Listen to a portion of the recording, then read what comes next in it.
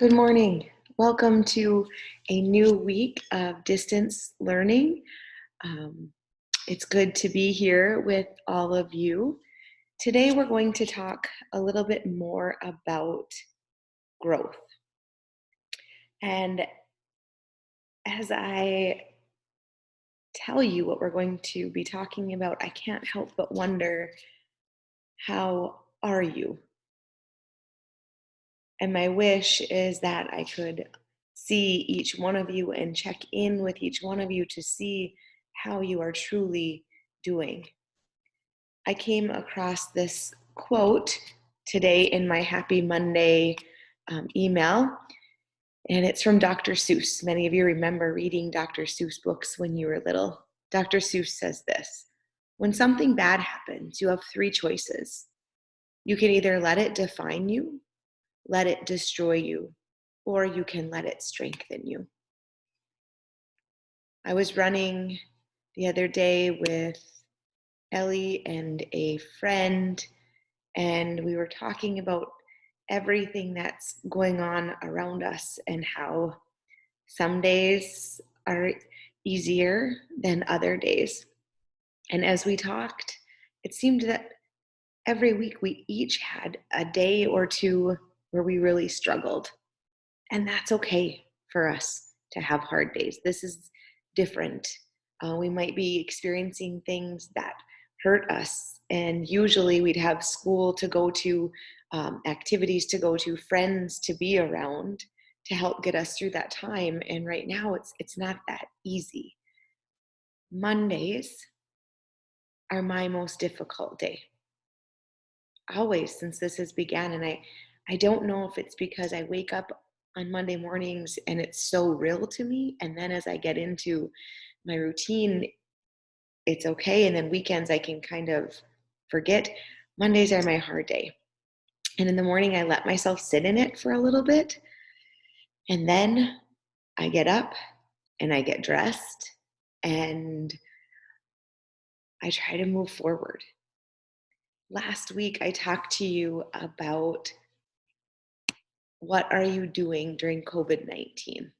What zone are you in? Are you in the fear zone where you're impatient, irritable, um, angry, blaming?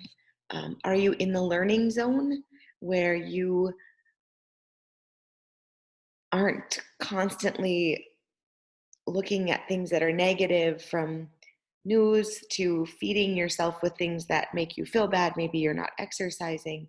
Um, Learning zone is, you stop doing those things and you start doing things that are healthy for you. And then you have the growing zone where you think about others and how to help them. You find a purpose, you're grateful, you live in the present. So I asked you to kind of think about where you are at right now in the middle of COVID-19. It was nice because I got a couple of responses back from people telling me where they were at, what's working for them, what's not. I love that. So when you get done watching this, if you have something that you want to comment back to me, I'd love to hear from you on email or Teams chat. Let me know what you think. But today in our lesson, we're going to focus on growth in the right environments. So if you can see behind me, I sat here for a purpose. Somebody in my church gave me this Easter lily right there, on Easter. And in the last couple of years, I've gotten very interested in gardening. I know it sounds kind of old, but I love to see things grow. I have this plant that I've managed to keep alive, and I think it's so special to me because every other plant that I've had in my life has died, and so I'm just so pumped that it stayed alive. So I get this Easter lily, and I'm like, yes, I can do this. I can keep this plant alive. In the first week and a half, the petals were wilting. It didn't look good. Um, it just wasn't growing and flourishing, and I was kind of bummed. And so I took it to Google, because that's what we do, right? How do you keep an Easter lily alive? That's exactly what I Googled. And the first thing that it said was, take it out of the decorative paper that it's in. Guess what I still had mine in? Yep, the decorative paper. And then I had the wilting plants or the flowers still on there. It says you have to take those off once they wilt. So all of these things that I wasn't doing to keep that plant alive, right? I read, I learned, it looks great, doesn't it, right now? It looks beautiful. We're not that different from my Easter lily. We need to do things in order to stay healthy, in order to feel alive, in order to pick ourselves up from those rough days and move forward. We are very much like a flower or a plant that needs to be watered, that needs to be fed, that needs to be weeded, right? We need to be in that right environment. Last week, I had a webinar where the speaker started out by saying, people who are self serving and only talk about themselves, only think about themselves, it's a me, me, me, all about me mentality, will never grow and will never be successful. And the reason that he said that is because if you are only focused on yourself, you are setting yourself up for disappointment always. In order to grow and in order to be successful, you need to be outward serving. You need to reach out and help other people. You need to reach out and show gratitude. You need to reach out to other people. Now, right now, in a time that we're supposed to be social distancing, that looks different. The other night, we Zoomed with a couple of friends for an hour and a half and just talked. And then after that, some of my husband's high school friends Zoomed in with him.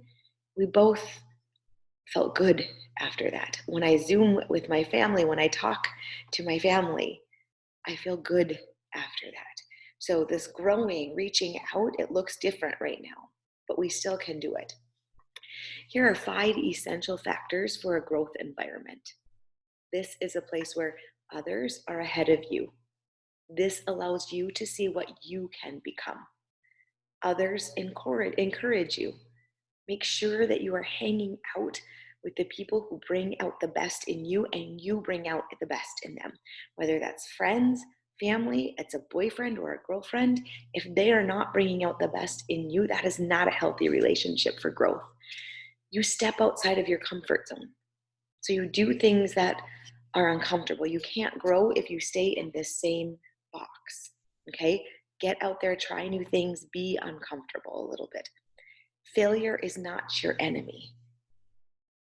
I'm going to say that again. Failure is not your enemy. You see, growth is something that allows you to try something and fail and then grow forward. Take that mistake and learn for it. So if you've messed up big time, if you've made some choices that you're not proud of, or maybe you tried something new and you messed it up miserably, you don't have to be stuck there. You can take that experience, you can take that mess up, and you learn from it. You grow from it. You become a better person because of it. And the last thing is recognizing that others are growing right alongside you. This growth journey is a together thing. And when we realize that, that's rewarding. So I have a homework for you. When you stop this video, I want you to pick one person. So the last couple of weeks I've been writing to my grandma, right? I've been writing letters to my nieces and nephews. I want you to pick somebody that needs to hear encouragement, a friend, a family member, somebody that you know maybe is struggling during this time. And I want you to set aside your own struggles, your own defeats, your own mess ups. I want you to set them aside. And I want you to either write, text, call, or video chat one person that you know needs to be encouraged, needs to be lifted up. I'd love to hear how you felt after you did that. So everybody, you're going to press stop here in just a minute. contact one person that you know needs to be encouraged. And then I want you to think about how you are going to grow during this time. And when we kind of start to get back into whatever our new normal looks like, how am I going to have a growth outlook for myself? Stanley High School, you have no idea how much I miss seeing your faces. I hope that you are staying safe, you are staying healthy, you're taking care of yourself and your families. Remember that I miss you and I love you.